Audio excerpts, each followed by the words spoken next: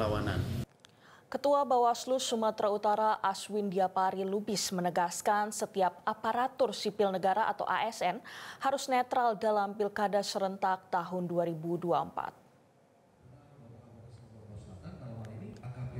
Penegasan itu disampaikan Aswin usai menjadi narasumber dalam rapat dengan stakeholder terkait dengan pengembangan fungsi strategis kelembagaan tahun 2024 dalam mensukseskan Pilkada serentak tahun 2024 di Kecamatan Kota Pinang, Labuhan Batu Selatan, Sumatera Utara. Menurut Aswin, netralitas ASN jelas diatur dan ditegaskan dalam Undang-Undang Nomor 10 Tahun 2016. Pihak Bawaslu Sumut juga telah menerima beberapa laporan dari kabupaten atau kota terkait dugaan pelanggaran netralitas oleh ASN.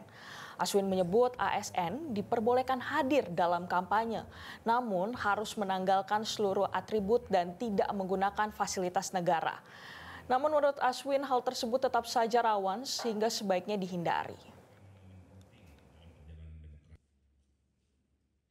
Ada dugaan terbukti ada pelanggaran azas netralitas yang dilakukan oleh beberapa ASN, itu akan diteruskan dia ke Badan Kepegawaian Negara.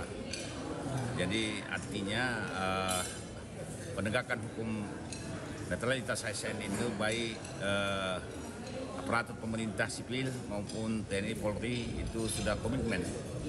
Setiap lembaga, baik dia dari TNI, Polri, Kejaksaan maupun lembaga-lembaga pemerintah lainnya sudah berkomitmen untuk menjunjung tinggi azas netralitas dalam pelaksanaan pemilihan kepala daerah. Jelajahi cara baru mendapatkan informasi. Download Metro TV Extend sekarang.